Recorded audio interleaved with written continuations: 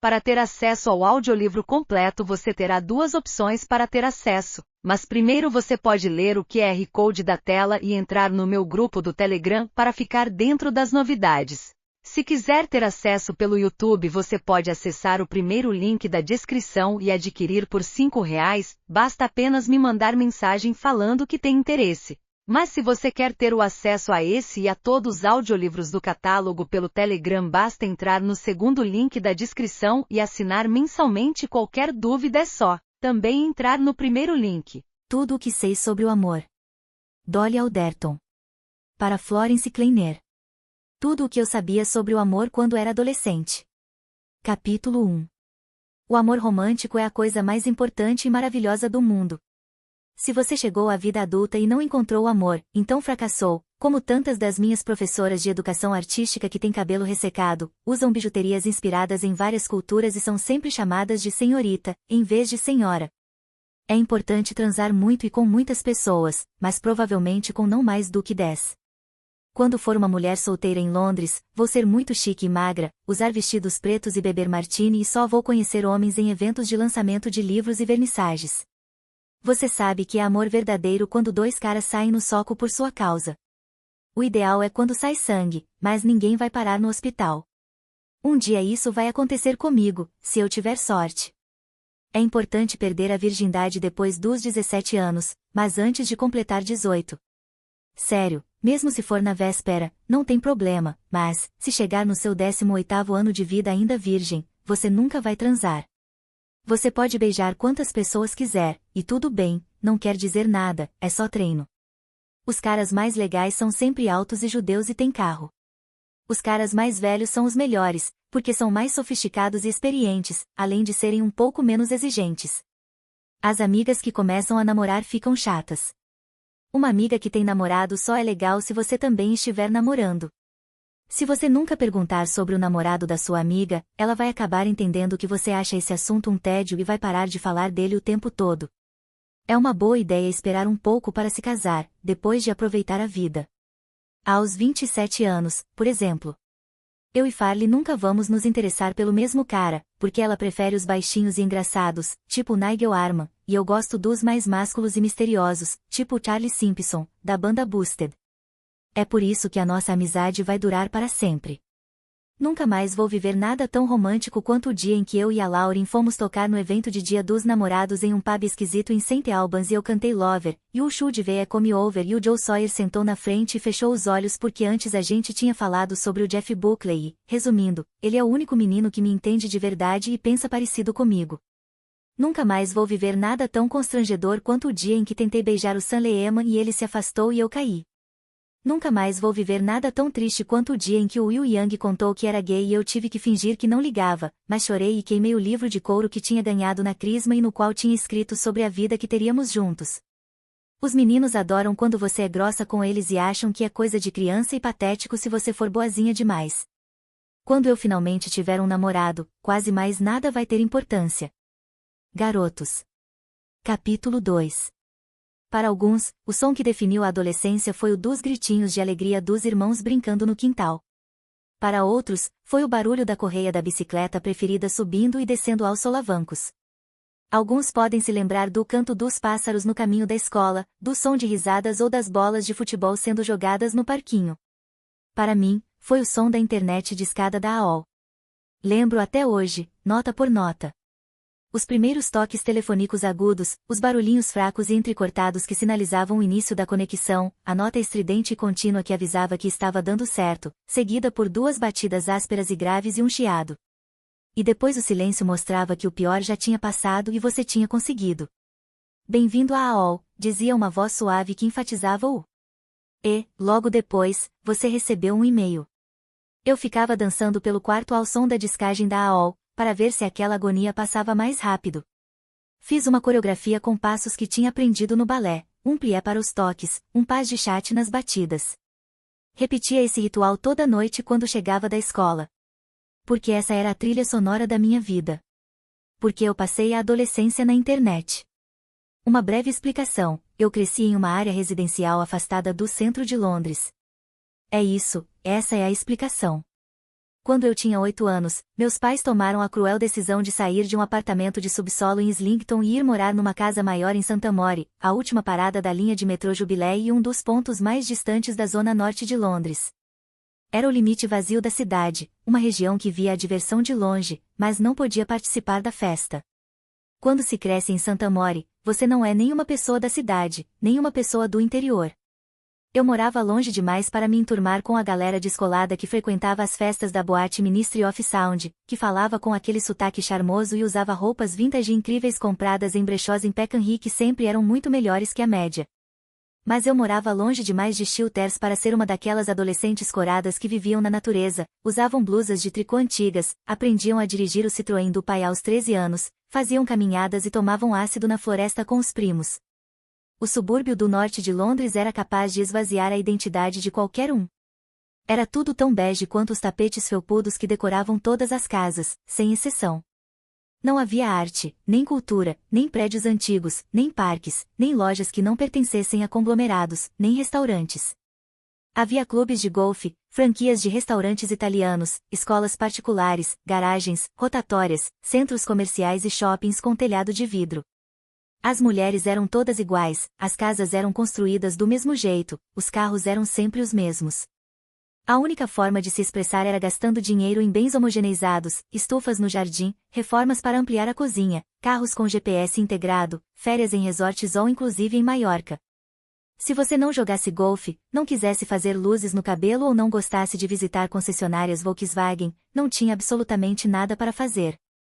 Era ainda pior se fosse uma adolescente que vivia à mercê da disponibilidade da mãe para levá-la aos lugares com o supracitado Volkswagen modelo Golf GTI. Por sorte eu contava com a minha melhor amiga, Farley, que morava a 5 quilômetros de bicicleta da ruazinha sem saída onde eu morava. Na minha vida, Farley era, e continua sendo, diferente de todas as outras pessoas. Nós nos conhecemos na escola aos 11 anos.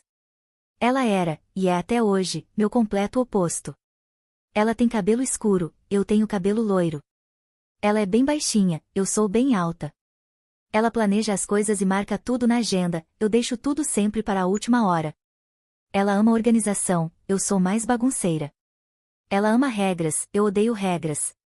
Ela é altruísta, eu acho que a torrada do meu café da manhã é tão importante que merece ser protagonista nas minhas redes sociais, em 3 perfis. Ela é muito focada no presente, eu estou sempre metade na minha vida, metade em uma versão fantástica de um mundo que só existe na minha cabeça. Mas, de algum jeito, a gente dá certo. A maior sorte da minha vida foi o dia em que a Farley se sentou do meu lado numa aula de matemática em 1999.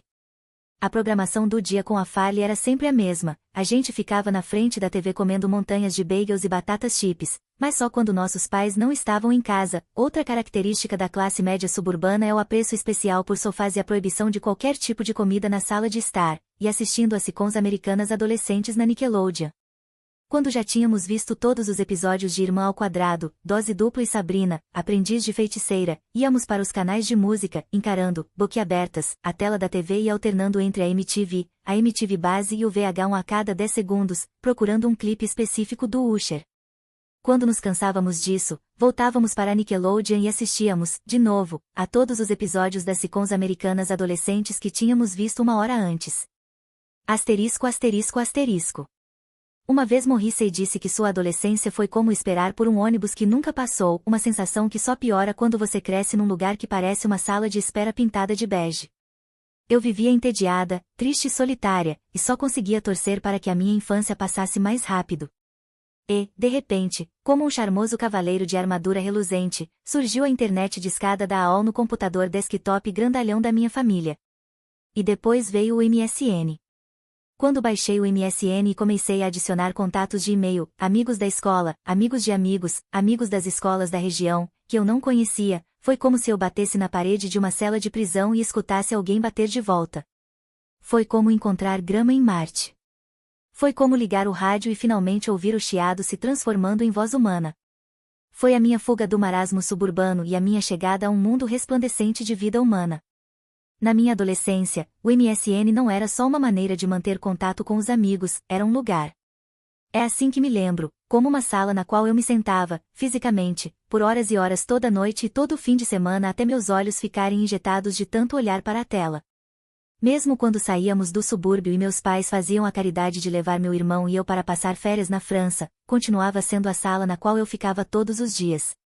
A primeira coisa que eu fazia quando chegávamos a uma pousada era descobrir se tinham um computador com internet, em geral um desktop muito antigo num porão escuro, e depois entrava no MSN e teclava por horas, sem vergonha nenhuma, enquanto um adolescente francês mal-humorado ficava sentado numa cadeira atrás de mim, esperando sua vez de entrar.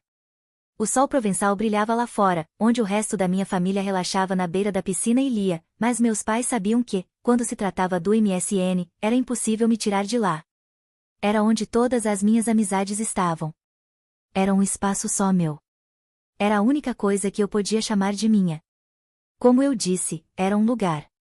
Meu primeiro e-mail foi munchin_4@hotmail.com, uma conta que criei aos 12 anos na sala de informática do colégio. Escolhi o número 14 porque pensei que mandaria e-mails por apenas 2 anos e depois aquilo ia virar coisa de criança. Decidi aproveitar essa nova moda e suas muitas esquisitices até aquele e-mail parar de ser utilizado a tempo do meu aniversário de 14 anos. Só comecei a usar o MSN quando já tinha 14, e nesse ínterim também tentei usar vilhongegato@hotmail.com para expressar minha nova paixão pelo vencedor da temporada de 2002 do programa Pop Idol. Também testei o sublinhado adiva@hotmail.com para ver como seria, depois que arrasei interpretando o personagem Sr. Snow numa montagem escolar do musical Carrossel. Voltei a usar Munchin_1_4 quando baixei o MSN, e tirei proveito da imensa lista de contatos de amigos da escola que eu vinha acumulando desde a criação desse e-mail. E então vieram os garotos, e isso foi decisivo. Àquela altura eu não conhecia garoto nenhum. Na verdade, tirando meu irmão, meu priminho, meu pai e 1 ou 2 amigos com quem meu pai jogava cricket, até então eu não tinha convivido com garoto algum.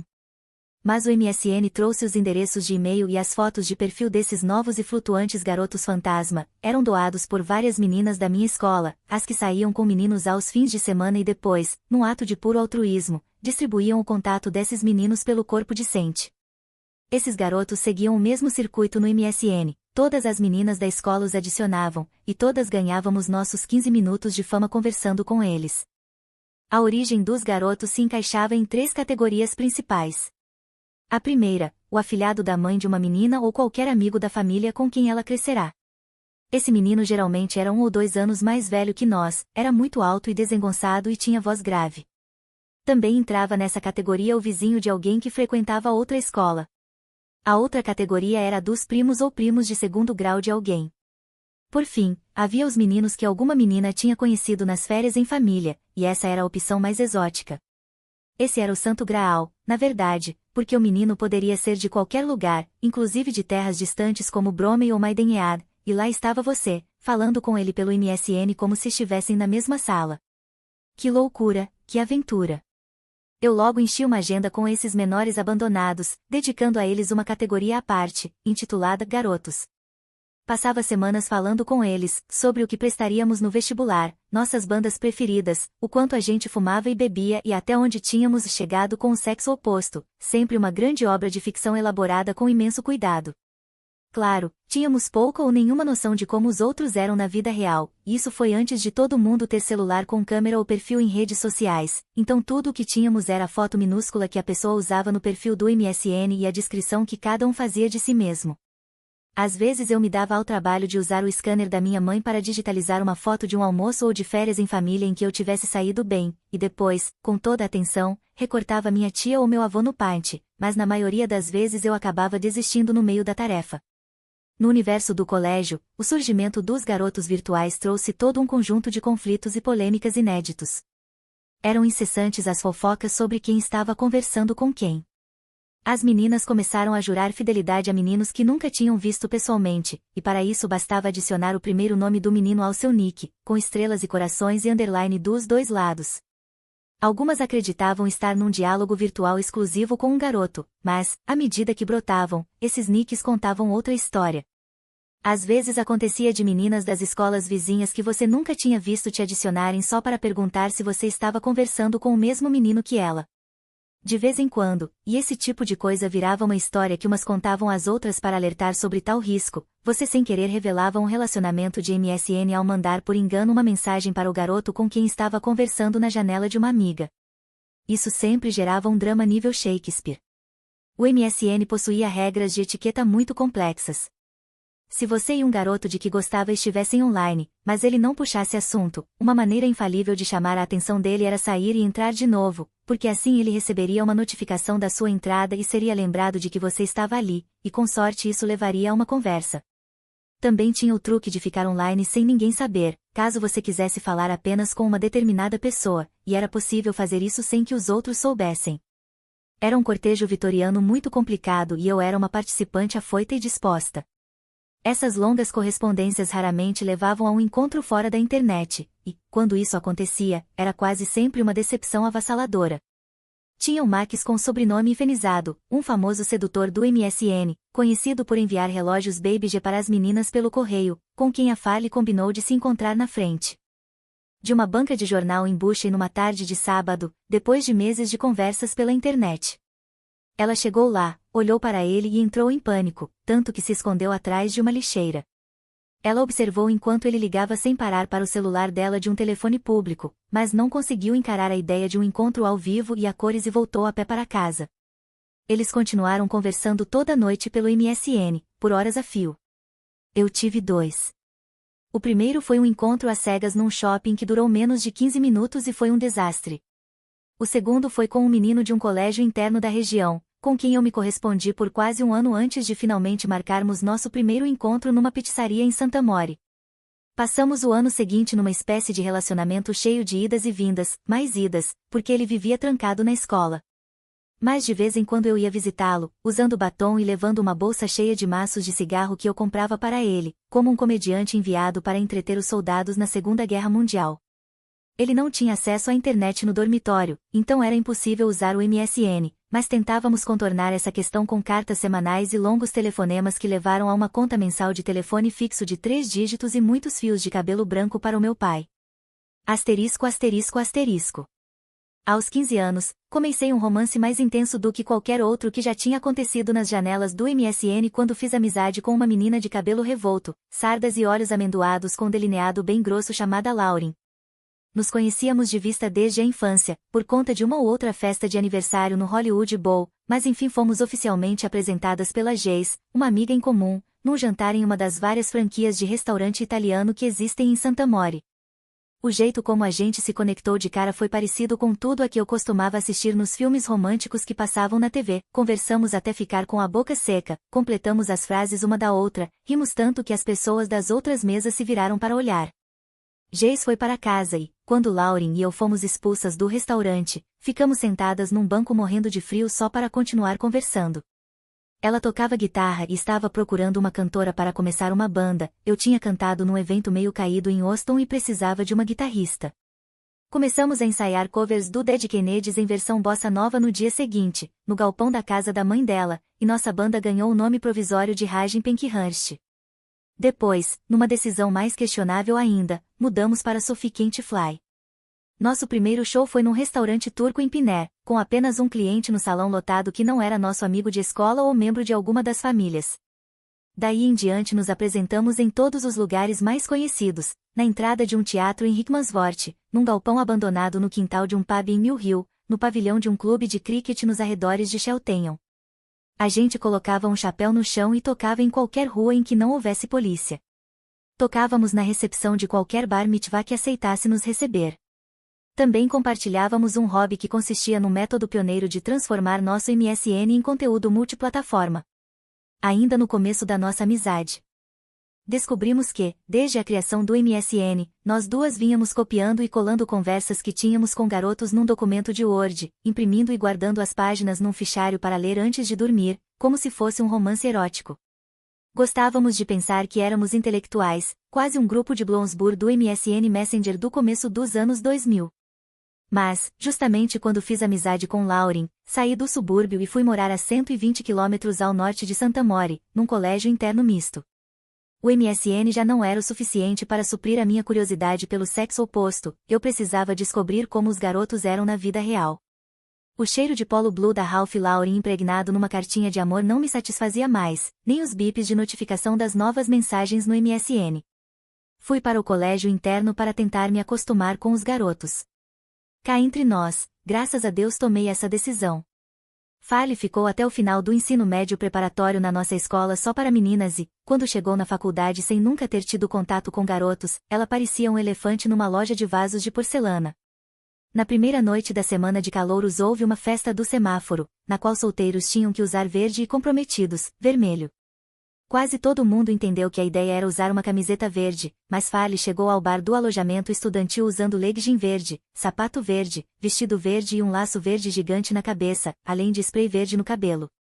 Se ela tivesse tatuado "Estudei numa escola só para meninas" na testa teria dado na mesma. Agradeço aos céus pela oportunidade de ter tido 2 anos de treino de convivência mista no colégio interno, senão acho que eu também teria caído na armadilha do spray verde na semana dos calouros. Eis que descobri que eu não tinha absolutamente nada em comum com a maioria dos garotos e quase nenhum interesse neles, a não ser quando queria beijá-los. E nenhum menino que eu queria beijar queria me beijar, então daria na mesma se eu tivesse continuado em Santa Mori, cultivando uma série de relacionamentos que só existiam nos campos férteis da minha imaginação. Espero muito do amor e atribuo a culpa dessa expectativa a 2 coisas. A primeira é que sou filha de um casal tão apaixonado que chega a ser constrangedor, a segunda são os filmes a que assisti nos meus anos de formação. Quando criança, eu nutria uma estranha obsessão por musicais antigos e, depois de crescer viciada nos filmes de Gene Kelly e Rock Hudson, eu simplesmente esperava que os garotos se comportassem com aquela elegância, aquele charme. Mas a escola mista acabou bem rápido com esse sonho. Um bom exemplo foi minha primeira aula de política. Eu era uma das 2 únicas meninas em uma turma de 12 alunos, e nunca tinha estado com tantos garotos no mesmo ambiente na minha vida inteira. O mais bonito deles, que já tinham me informado ser o galã da escola, seu irmão mais velho, que se formara no ano anterior, tinha o apelido de Zeus, me entregou um pedaço de papel por baixo da mesa enquanto o professor explicava o que era o voto proporcional. O bilhete estava dobrado e tinha um coração desenhado na frente, o que me fez concluir que se tratava de uma cartinha de amor, por isso o abri com um sorriso tímido. Mas, quando desdobrei o papel encontrei o desenho de uma criatura, convenientemente acompanhado de uma nota que me informava ser um orc de O Senhor dos Anéis, e parece com você escrito embaixo. Farley ia me visitar nos fins de semana e ficava babando pelas centenas de meninos de todas as formas e tamanhos que andavam pela rua carregando bolsas esportivas e tacos de hóquei. Ela me achava muito sortuda por ter a chance de ficar perto deles nos bancos da capela toda manhã. Mas, fora da fantasia, achei os garotos um tanto decepcionantes. Eles não eram tão engraçados quanto as meninas que eu tinha conhecido na nova escola, nem tão interessantes, nem tão simpáticos. E, por algum motivo, eu nunca conseguia ficar relaxada perto deles. Quando terminei o ensino médio, eu já não usava o MSN como antes. Meu primeiro trimestre na Universidade de Exeter chegou e, com ele, o advento do Facebook. Para quem queria conhecer caras pela internet, o Facebook era o mapa da mina, e dessa vez era melhor ainda, porque você tinha todas as informações mais essenciais reunidas no mesmo lugar. Eu vivia olhando as fotos dos meus amigos da faculdade e adicionava todos que achava bonitos, e isso rapidamente se transformava em uma longa troca de mensagens e encontros marcados em uma das muitas festas temáticas programadas para aquela semana. Eu estudava num campus universitário numa cidade de Devon conhecida por sua catedral, não era difícil achar as pessoas. Se o MSN tinha sido uma tela em branco na qual eu podia espalhar minhas fantasias detalhadas, as mensagens de Facebook eram uma ferramenta de encontros puramente pragmática. Era assim que os alunos encontravam a próxima conquista e programavam a próxima noite de quinta-feira. Quando terminei a faculdade e voltei para Londres, eu já tinha parado com a mania de entrar no Facebook e abordar possíveis casinhos do nada com a agressividade persuasiva de uma vendedora da Avon, mas um novo padrão começou a surgir. Eu conhecia alguém através de uma amiga ou numa festa, pegava o contato da pessoa e passava semanas em uma relação epistolar por SMS ou e-mail antes de marcar um segundo encontro na vida real. Talvez fosse porque eu só tinha aprendido a conhecer pessoas dessa maneira, impondo uma certa distância entre nós, com espaço suficiente para que eu pudesse editar e filtrar a melhor versão possível de mim mesma, só as piadas boas, só as melhores frases, só as músicas que eu sabia que iriam impressionar meu pretendente, em geral enviadas pela Lauren. Em troca, eu mandava músicas para ela passar adiante para a pessoa com quem ela estava conversando. Uma vez ela comentou que a gente enviava músicas boas uma para a outra a preço de custo e depois repassava as mesmas músicas para os nossos paqueras como se fossem nossas, e com margem de lucro emocional. Essa forma de correspondência quase sempre acabava em frustração. Aos poucos, comecei a entender que é melhor que esses primeiros encontros aconteçam na vida real, e não por escrito, senão a discrepância entre o que você imagina que a outra pessoa seja e quem ela de fato é vai se tornando cada vez maior. Muitas vezes eu inventava uma pessoa na minha cabeça e criava uma química entre nós como se escrevesse um roteiro e, quando nos encontrávamos de novo, ficava muito decepcionada. Era como se, quando as coisas não saíam da maneira que eu esperava, eu imaginasse que ele deveria ter recebido uma cópia do roteiro escrito por mim e ficasse chateada porque seu agente obviamente tinha esquecido de entregar a ele para que decorasse as falas. Toda mulher que passou seus anos de formação só com outras meninas por perto vai te dizer a mesma coisa. Você nunca deixa, de fato, de achar que os garotos são as criaturas mais fascinantes, encantadoras, nojentas e bizarras que já passaram pelo planeta Terra, tão perigosas e míticas quanto o pé grande. Não raro, isso também significa que você está fadada a ser uma pessoa que vai passar o resto da vida fantasiando sobre as coisas. E teria como ser diferente?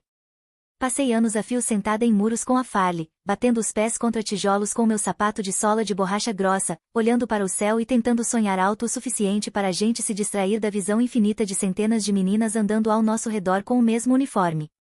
Quando você estuda numa escola só para meninas, sua imaginação é obrigada a fazer um treino diário digno de atleta olímpica. Depois de tanto tempo utilizando a fantasia como mecanismo de fuga, é impressionante como você se acostuma com ela. Sempre pensei que meu fascínio e minha obsessão pelo sexo oposto diminuiriam quando terminasse a faculdade e começasse a vida pra valer, mas mal sabia eu que, quando se tratava de conviver com homens, eu continuaria tão perdida aos 20 e tantos anos quanto daquela primeira vez que entrei no MSN. Os garotos eram uma questão que eu levaria 15 anos para resolver. Diário dos Dates Ruins, 12 minutos. Capítulo 3. O ano é 2002. Tenho 14 anos. Estou usando uma saia xadrez da Miss Elfriede, coturno Dr. Martens preto e um cropped laranja neon. O menino é o Betzalel, um conhecido da Nathalie, minha amiga da escola. Eles se conheceram numa colônia de férias para crianças judias e desde então se falam pelo MSN e trocam conselhos de vida e relacionamentos. Nathalie está querendo arranjar amigas novas, porque acabou de perder as que tinha após espalhar um boato de que uma menina do nosso ano se corta, quando na verdade a menina só tinha dermatite, e eu sou uma das garotas com quem ela quer fazer amizade. Ela sabe que estou atrás de um namorado, e por isso dá a ideia de fazer a ponte entre mim e o Betts pelo MSN. Eu não poderia estar mais satisfeita com esse acordo tácito pelo qual a Nathalie vai me dar um garoto de presente se eu almoçar com ela de vez em quando. Depois de um mês conversando pelo MSN todo dia depois da aula, Betts e eu estamos praticamente namorando. Ele acha que todo mundo da idade dele é imaturo, assim como eu, e ele também é alto para a idade, assim como eu. Falamos sem parar sobre o que temos em comum, fazendo o assunto render ao máximo. Marcamos um encontro num café no shopping Brent Cross. Chamo Farley para me acompanhar porque não quero ir sozinha. Betts chega e não se parece nada com a foto que tinha me enviado, ele raspou todo o cabelo cacheado e engordou bastante desde a colônia de férias. Sentamos de frente um para o outro e nos cumprimentamos com um aceno.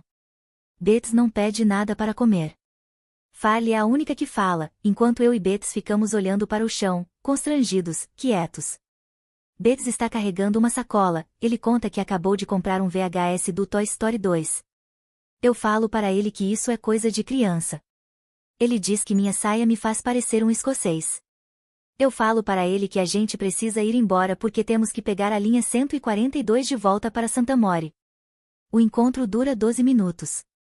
Quando chego em casa e entro no MSN, na mesma hora Betts me manda uma longa mensagem que sei que ele já tinha escrito no Word e copiado e colado na janela de bate-papo com a Comic Sans roxa em itálico que é sua marca registrada. Ele diz que me acha uma menina legal, mas não quer nada mais sério comigo. Eu falo que é uma grosseria ele escrever um discurso e ficar em casa me esperando ficar online, sendo que ele mora do lado do shopping e eu passei 25 minutos no ônibus para chegar em casa, só porque sabe que eu gostei menos dele do que ele gostou de mim e não queria que eu fosse a primeira a falar isso. Betts me bloqueia durante um mês, mas depois acaba me perdoando. Nunca chegamos a marcar um segundo encontro, mas nos tornamos confidentes sobre assuntos amorosos até eu completar 17 anos. Já que estava livre da obrigação contratual, eu nunca mais almocei com Nathalie.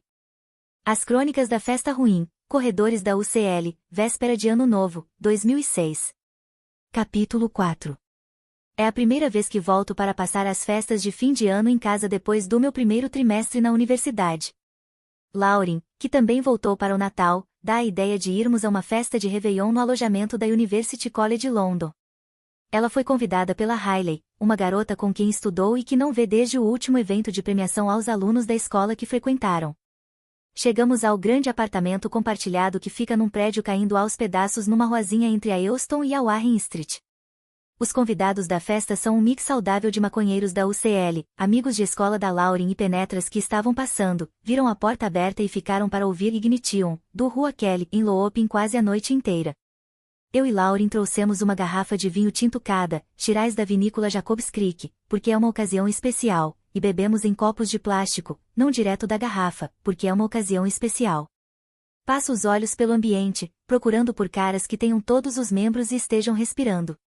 Estou com 18 anos, comecei minha vida sexual há 6 meses e minha libido está no auge, uma fase efêmera em que o sexo era minha maior aventura e descoberta, um tempo em que transar era a maior invenção desde a roda. Eu não conseguia entender por que as pessoas não transavam o dia inteiro.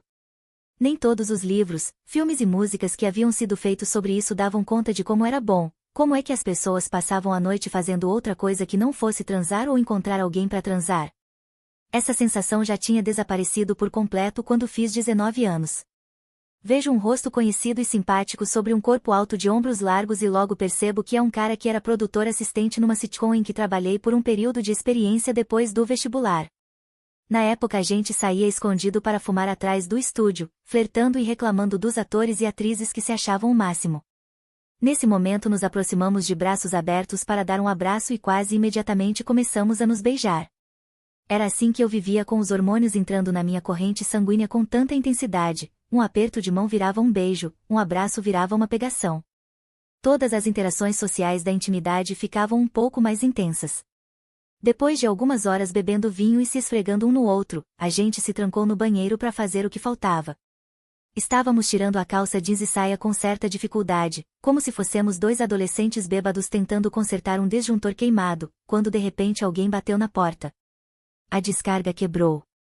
Grito, com o produtor dando um chupão no meu pescoço. Doll, Lauren fala baixinho. Sou eu, me deixa entrar. Eu abotou a saia, vou até a porta e abro uma fresta. Que foi?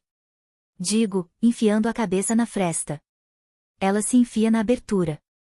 É que eu tô ficando com o fim, ela vê meu amigo no canto do banheiro, que agora está fechando a calça jeans com ar envergonhado. Ah, oi, diz para ele, descontraída. Então, eu tô ficando com o fim, mas estou preocupada de ele sentir a minha calcinha. E é uma cinta modeladora, revela ela, erguendo o vestido para me mostrar uma cinta bege. Para segurar a barriga. Ué, é só tirar. Finge que não estava usando nada, digo, puxando-a em direção à porta. Onde eu coloco? Tem gente em todos os quartos, eu entrei em todos e tem grupos em cada um deles, sem exceção. Coloca ali, respondo, apontando para o reservatório sujo atrás da privada. Ninguém vai achar. Ajudo Lauren a tirar a calcinha por baixo do vestido, guardamos o acessório atrás da privada e eu a expulso do banheiro. Infelizmente, graças à enorme quantidade de álcool que consumimos e ao baseado compartilhado, o produtor não consegue manter uma ereção. Tentamos remediar a situação de várias maneiras, e uma delas é tão frenética que acabamos arrancando o chuveiro da parede, mas tudo em vão.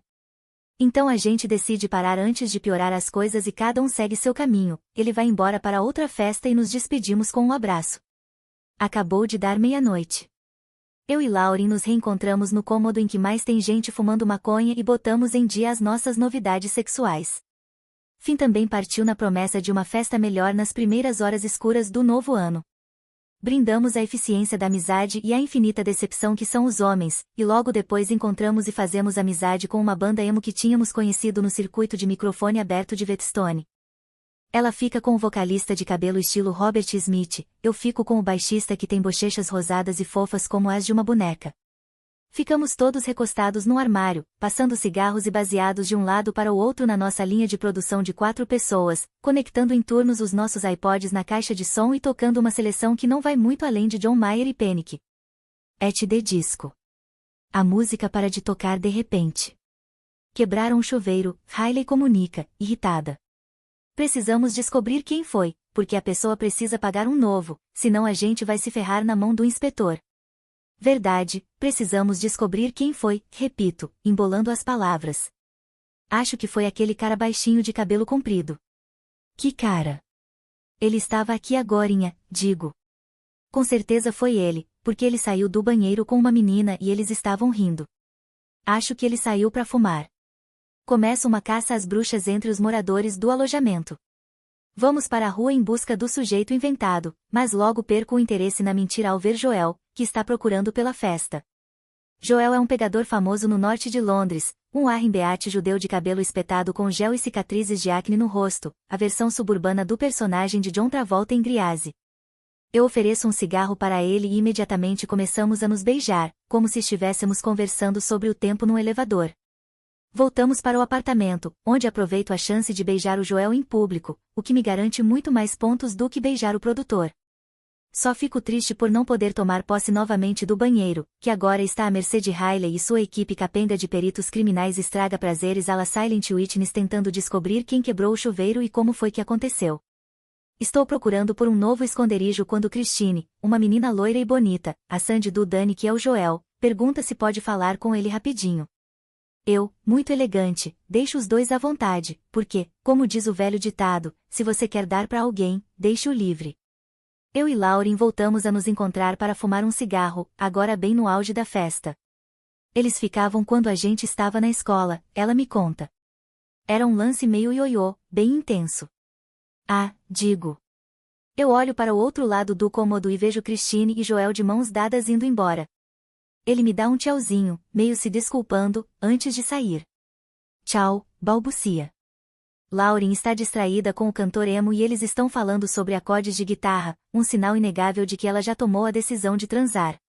São quase 4 da manhã e preciso estar de pé em 2 horas para ir para o meu trabalho de assistente de vendas numa loja de sapatos chique na Bond Street, onde ganho uma comissão de 1% que não posso me dar ao luxo de perder.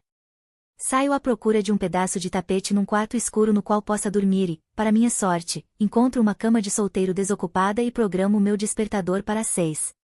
2 horas depois, acordo com a pior ressaca da minha vida, parece que viraram meu cérebro do avesso, meus olhos estão grudados com rímel e meu hálito sugere que uma ratazana bebum de vinho entrou na minha boca durante a noite, morreu ali e entrou em decomposição. Olho a minha minissaia marrom da Topshop, minhas pernas nuas e botas de cano alto, e só então lembro que não trouxe o uniforme do trabalho. Riley, chamo em voz baixa, cutucando o corpo dela com o dedão do pé enquanto ela dorme no chão ao meu lado, em uma pilha de casacos. Riley. Eu preciso pegar um vestido emprestado. Só um vestido preto liso. Devolvo hoje mais tarde. Você está na minha cama, ela diz, seca. Você não quis sair de jeito nenhum ontem à noite. Desculpa. E Lauren contou que foi você quem quebrou o chuveiro, ela resmunga com a boca nos casacos. Eu não digo nada, saio em silêncio e me arrependo do meu ato de altruísmo de poucas horas antes, quando encontrei um caderno cheio de poeminhas ruins da Riley debaixo do travesseiro e decidi não ler nada. Você está parecendo uma moradora de rua, rosna minha chefe carrancuda, Mary, ao me ver entrar na loja. E o cheiro não está muito melhor. Desce lá no estoque, ordena, balançando a mão com desdém como se afugentasse uma mosca. Hoje você não pode chegar perto dos clientes. Quando chego em casa à noite, depois do expediente mais longo da minha vida, entro no Facebook para avaliar os danos fotográficos da noite passada. Lá, no topo do meu feed, está uma foto da calcinha enorme da Lauren, tirada de perto e postada pela Riley num álbum chamado Achados e Perdidos. Todos os convidados da festa foram marcados. A legenda diz apenas, de quem é essa calcinha? Uma porra louca vai para Leamington Spa. Capítulo 5. Eu tinha 10 anos quando fiquei bêbada pela primeira vez. Eu havia sido convidada para o bat mitzvah da Natasha Brat, junto com outras 4 sortudas da nossa turma. Sob a marquise ensolarada do jardim nos fundos da casa da família, em Mill Hill, o vinho não parava de chegar e o salmão defumado não parava de circular, o cabelo das mulheres era escovado e arrumado em ondas exageradas, a boca de todas brilhando no mesmo tom de bege.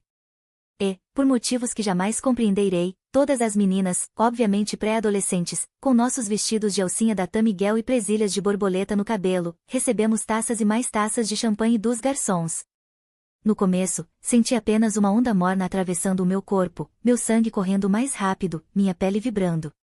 Depois, pareceu que tinham afrouxado todos os parafusos das minhas articulações e fiquei toda flexível e leve que nem massa de pão.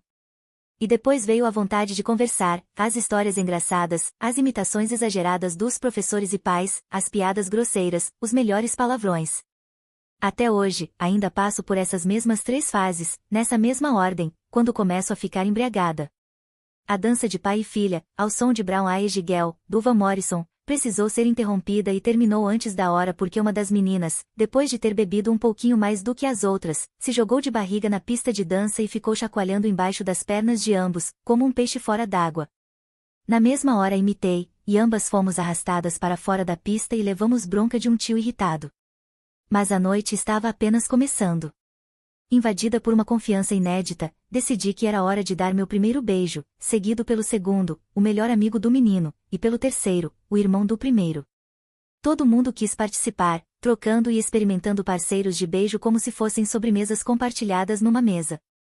Depois de um tempo deram um basta nessa orgia infantil suburbana, e fomos levados para uma sala onde nos deram café, a porta foi trancada e nossos pais foram chamados para nos buscar. Nosso mau comportamento foi tão inédito que fomos repreendidos uma segunda vez pela diretora na segunda-feira, que brigou conosco por passar uma má impressão da escola. Essa foi uma acusação que ouvi muitas vezes durante meus anos escolares e sempre me pareceu um argumento um tanto fraco, principalmente porque eu nunca tinha decidido representar a escola, foram meus pais quem escolheram a escola para me representar. Nunca mais fui a mesma depois daquela noite, e seus acontecimentos garantiram conteúdo suficiente para encher as páginas dos meus diários até a época da adolescência. Eu tinha descoberto, numa idade tenra demais, o que era o álcool. Implorava por tacinhas de vinho diluído em todos os eventos familiares. Chupava o xarope doce e melado que vinha no recheio dos chocolates de licor no Natal, sempre tentando sentir algum efeito. Aos 14 anos, enfim descobri onde meus pais escondiam a chave do armário de bebidas e comecei a beber de um gole só as tampinhas cheias de conhaque francês barato quando ficava sozinha em casa, aproveitando a sensação calorosa e a leve tontura que a bebida promovia sobre o dever de casa.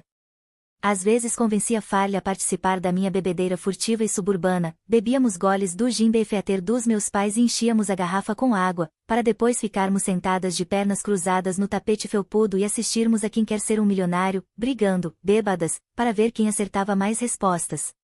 Ser adolescente foi a coisa que eu mais odiei na vida. Eu não poderia ser mais inadequada para tudo o que a adolescência proporcionava. Queria desesperadamente ser adulta, queria desesperadamente que me levassem a sério. Detestava depender dos outros para fazer tudo. Eu preferia trabalhar como faxineira a ganhar os trocados que os meus pais me davam, preferia andar 5 quilômetros debaixo de chuva a ter que pedir que meus pais me buscassem de carro nos lugares. Pesquisava os preços de apartamentos de um quarto em Camden quando tinha 15 anos, para começar a juntar o dinheiro que ganhava como babá. Com a mesma idade, usava as receitas e a mesa de jantar da minha mãe para fazer jantares festivos, obrigando minhas amigas a virem comer tagliatelle com frango assado temperado com alecrim e pavlova de framboesa ao som de Frank Sinatra, quando tudo o que elas queriam era comer hambúrguer e jogar boliche. Eu queria ter minhas amigas, minha rotina, minha casa, meu dinheiro e minha vida. Achei a adolescência um grande constrangimento, uma experiência frustrante e humilhante que obrigava alguém a viver exposto, dependendo dos outros. Para mim, aquela fase precisava acabar o mais depressa possível. Acho que o álcool foi meu pequeno ato de independência. Era a única maneira que eu tinha de me sentir adulta. Os derivados da bebida que meus amigos adoravam, os beijos, os gemidos, as confissões, o cigarro e a dança, eram legais, mas era da inerência adulta oferecida pelo álcool que eu mais gostava. Eu vivia vinhetas de faz de conta de rotinas de uma vida adulta. Eu entrava com ar confiante em lojas de bebidas e ficava analisando o rótulo das garrafas, entabulando conversas de mentira no meu Nokia 3310, sobre uma festinha com drinks no próximo sábado, um dia péssimo lá na firma ou não lembro onde deixei o carro. Segurando minha edição surrada de A Mulher Eunuco, muito mais usada como decoração, ironicamente, eu me postava no meio do corredor da escola, perto o suficiente para que os professores me ouvissem no movimento da saída das aulas, às 4 horas de uma sexta-feira, e gritava: nosso jantar ainda está de pé, né, para Farley, acho que vou querer um tinto bem encorpado. E me deliciava com a expressão intrigada que faziam ao passar por mim. Vocês que se danem, eu pensava. Estou fazendo uma coisa que vocês também fazem. Estou bebendo. Sou adulta. Me levem a sério, porra. Só quando fui para o colégio interno, aos 16 anos, que passei a beber pra valer. Minha escola mista foi o último colégio interno da Inglaterra a ter um bar no campus para os alunos dos últimos 2 anos. Às quintas e aos sábados, por meio de um sistema de fichas, centenas de jovens de 16 a 18 anos se reuniam num porão apertado, pediam suas 2 latas de cerveja e ficavam se esfregando uns nos outros na pista de dança escura e quente ao som de BNI Man and the Other Dance Hall Legends. Por sorte, meu dormitório ficava bem na frente do bar, de forma que, quando o relógio marcava 11 da noite, eu podia voltar cambaleando para lá, onde nossa governanta deixava caixas de pizza abertas para devorarmos, com a fome dos bêbados. Isso também significava que nosso jardim privativo era usado como playground hedonista da madrugada, e, meia hora depois do toque de recolher, a responsável pelo dormitório colocava um capacete com lanterna e saía procurando alunos seminus que estivessem se pegando em meio aos arbustos. Depois de mandar todas as meninas que encontrasse subirem e irem para a cama sem pizza e mandar os meninos de volta para sua casa, sempre havia um momento incrível em que ouvíamos escondidas enquanto ela ia para o escritório e telefonava para o responsável pelo dormitório dos garotos.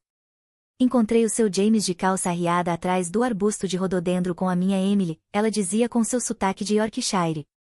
Eu o mandei para casa, deve chegar aí em 10 minutos. Todos os professores sabiam que a gente bebia antes de chegar ao bar. Escondíamos garrafas de vodka nas malas, dentro de embalagens de shampoo vazias e desbotadas, tínhamos um estoque infinito de Marlboro Lights embaixo do colchão. Disfarçávamos o cheiro com perfume barato e chiclete de hortelã. Quando eu fumava maconha e ficava com os olhos vermelhos, molhava o cabelo para dizer que tinha acabado de sair do banho e botava a culpa no shampoo. O acordo tácito era o seguinte: confiamos em você, então conheça o seu limite e não faça merda. Pode beber e fumar à vontade, mas não se comporte mal e não dê bandeira. Em geral, esse sistema funcionava. Sempre havia o aluno que era a exceção, passava dos limites e quebrava uma cadeira ou tentava se esfregar numa jovem professora de matemática responsável por tomar conta dos alunos, mas todos os outros seguravam a onda. Os professores eram, em sua maioria, muito respeitosos com os alunos, nos tratavam como jovens adultos, e não como crianças. Os únicos anos da adolescência de que gostei foram os 2 anos que passei no colégio interno. A universidade nunca será o lugar ideal para alguém que tem uma relação pouco saudável com o álcool, mas eu fui além e fiz questão de escolher a pior opção possível no dia em que me candidatei para a Universidade de Exeter. Aninhada nas montanhas verdejantes de Devon, Exeter sempre foi conhecida como uma universidade de homens ricos e semi-analfabetos que se acham o máximo. Se um dia você conhecer um homem de meia-idade que ainda joga lacrosse, sabe todas as regras das brincadeiras que envolvem bebidas. E canta melhor em latim do que em inglês quando fica bêbado, é muito provável que ele tenha estudado na Universidade de Exeter, ou na Green Valley Uni, como ficou conhecida nos anos 1980 por reunir estudantes de classe alta que gostavam da vida campestre. Eu só me inscrevi para lá porque Farley se inscreveu. E Farley só se inscreveu porque a área de humanas era boa e porque gostava do litoral. Só fui para lá porque não entrei no único curso que realmente queria em Bristol e meus pais disseram que eu tinha que fazer faculdade. Até hoje tenho certeza de que os 3 anos que passei em Exeter me deixaram mais burra do que eu era quando cheguei. Eu não fazia praticamente nada, deixei de ser uma leitora voraz e virei alguém que não lia uma página sequer, exceto pelos textos que os professores pediam, e acho que nem esses cheguei a terminar. De setembro de 2006 a julho de 2009 eu só bebi e transei. Todo mundo só bebia e transava, fazendo pausas rápidas para comer um kebab, assistir a um episódio de Guiados ou comprar uma roupa chique para a maratona temática de loucão de vinho no verão, em homenagem à série Last of the Summer Wine. Longe de ser o celeiro do radicalismo e da militância engajada que eu esperava encontrar, Exeter era o lugar mais apático, do ponto de vista político, que eu já tinha conhecido. Em todo o tempo que passei lá, só fiquei sabendo de 2 protestos. O primeiro foi uma manifestação em que o corpo discente se opôs à remoção das batatas onduladas do cardápio do pub da União Estudantil. No segundo, uma jovem fez uma petição para a construção de uma pista no campus para que ela pudesse ir às aulas montando um pônei.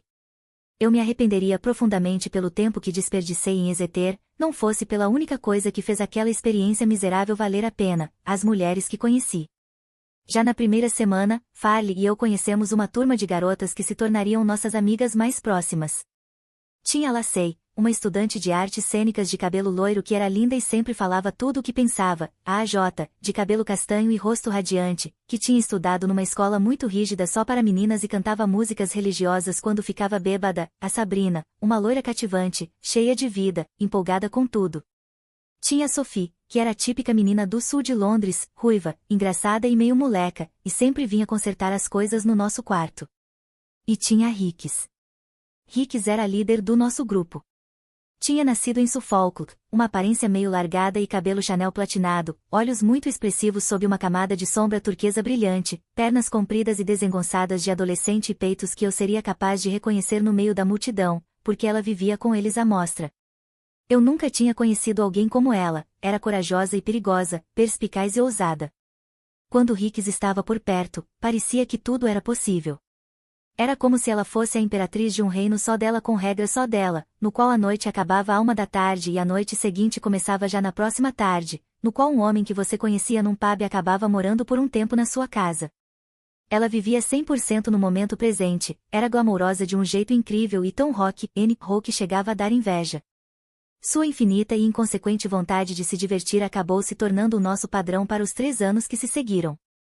O ambiente na Exeter era de uma masculinidade tão agressiva que muitas vezes me pergunto se isso explica nosso comportamento durante a faculdade, se meu grupo só de garotas tentava corresponder àquela energia por meio das nossas atitudes.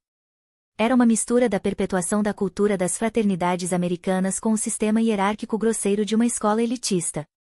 A gente adorava fazer xixi em grupo, de cócoras, atrás das caçambas de lixo. Uma vez Farley e eu fomos flagradas e repreendidas por fazer isso nos arredores de um cemitério, mostrando a bunda para os carros que passavam, que infelizmente um deles era uma viatura de polícia. A gente roubava cones de trânsito, que iam se acumulando na sala de casa. A gente se pegava no colo e se arremessava na pista de dança das boates da cidade. A gente falava de sexo como se fosse um esporte coletivo. A gente batia no peito para se gabar de tudo. Éramos brutalmente sinceras umas com as outras, nunca competíamos e muitas vezes matávamos de tédio a pessoa em quem a outra estava interessada com longas palestras bêbadas sobre as incríveis qualidades da nossa amiga. Na casa caindo aos pedaços de porta vermelha que eu dividia com a J, Farley e Lacey, tínhamos um livro de visitantes que os convidados que passavam a noite deviam assinar ao ir embora na manhã seguinte. Tinha uma TV quebrada dos anos 1980 que ficava no Jardim dos Fundos fizesse chuva ou fizesse sol. Havia lesmas que andavam pelo nosso corredor e, depois de voltar de uma noitada, eu salvava uma a uma, levando-as para fora e colocando-as num cantinho especial da grama. Depois de muito tempo, Lacey admitiu que elas colocavam veneno para matar as lesmas sem eu saber. Foi uma fase de libertinagem exacerbada e excêntrica. Um mundo em que 2 amigas minhas passavam a noite toda dançando e depois iam para a Catedral de Exeter para a missa de domingo, resmungando hinos católicos enquanto usavam meia calça dourada. Um mundo em que certa vez Farley acordou às 9 da manhã para uma aula e me encontrou ainda no andar de baixo bebendo bailês com a Ricks e um taxista cinquentão que a gente tinha convidado para entrar na noite anterior. Éramos o pior tipo de alunas. Irresponsáveis, egocêntricas, infantis e inconsequentes ao extremo. Éramos a personificação da Grã-Bretanha em decadência. Na verdade, costumávamos gritar esse lema quando íamos a pé para os pubs.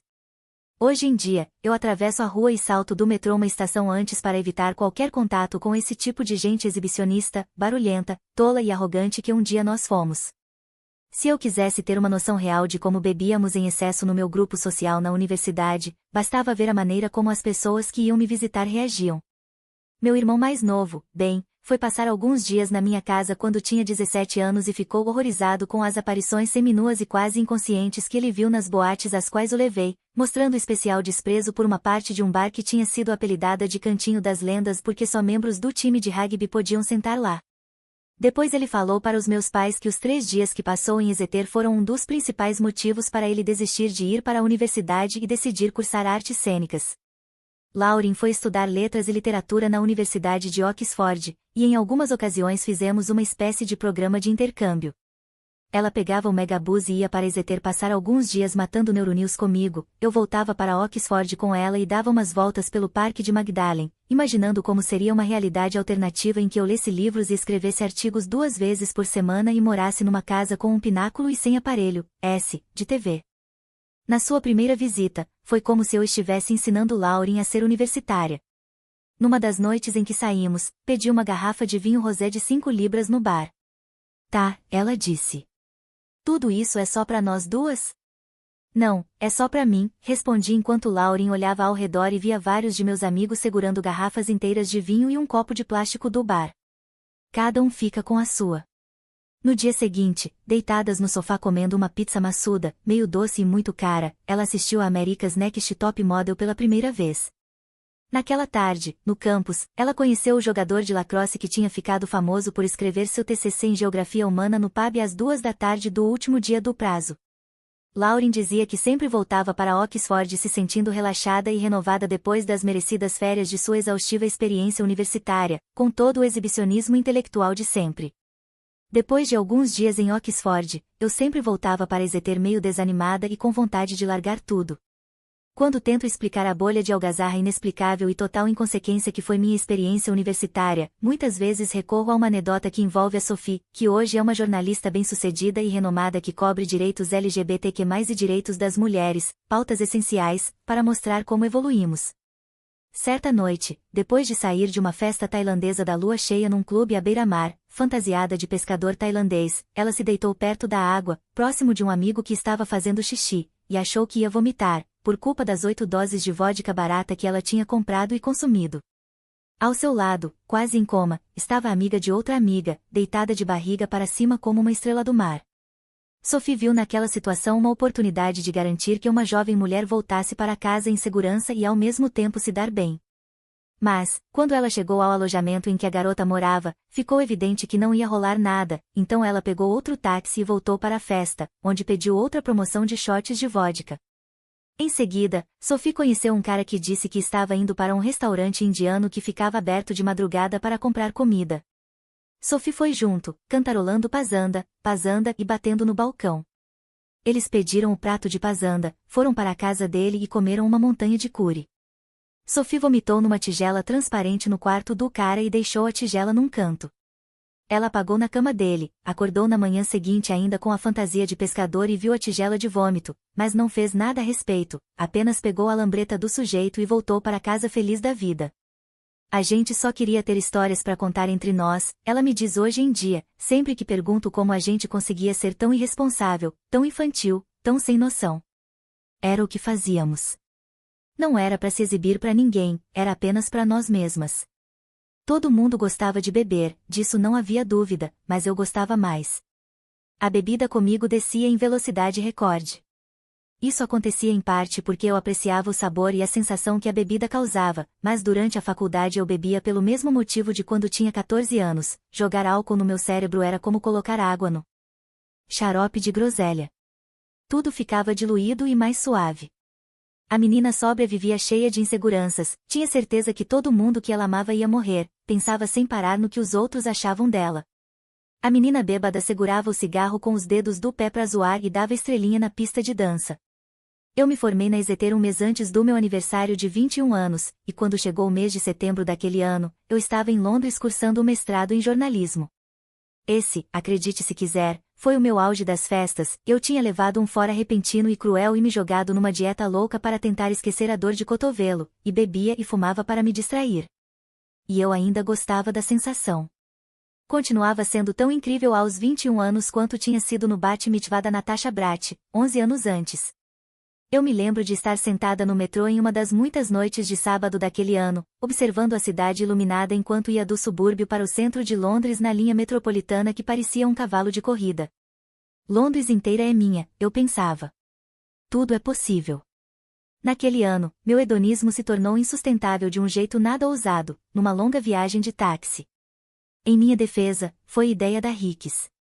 No nosso terceiro ano de faculdade, ela ficou famosa entre os alunos da Exeter quando saiu de uma noitada em um bar na High Street, entrou em um táxi e pediu para o taxista levá-la até Brighton.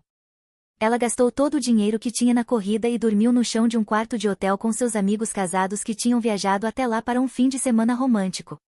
Ela voltou para Exeter na semana seguinte para contar a história. A noite começou quando eu e minha nova amiga do mestrado em jornalismo, Ellen, fomos à casa da nossa amiga Moia para tomar uma taça de vinho e debater os temas de uma prova importante que teríamos em breve.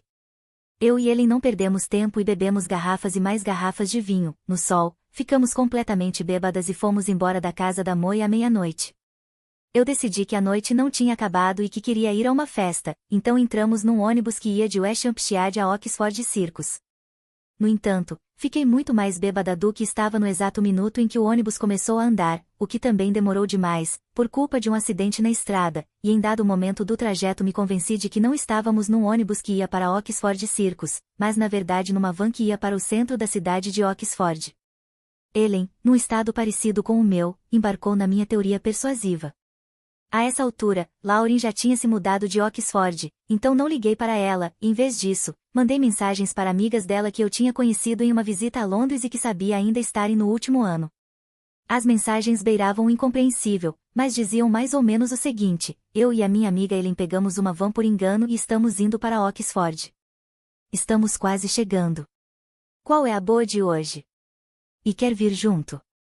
Descemos perto da loja conceito da Topshop, que notei ser maior do que eu me lembrava da última vez que tinha estado em Oxford.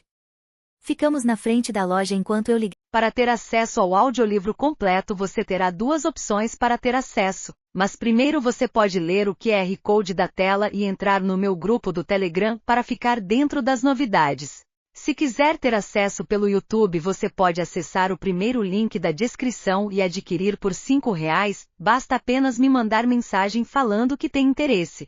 Mas se você quer ter o acesso a esse e a todos os audiolivros do catálogo pelo Telegram basta entrar no segundo link da descrição e assinar mensalmente. Qualquer dúvida é só também entrar no primeiro link.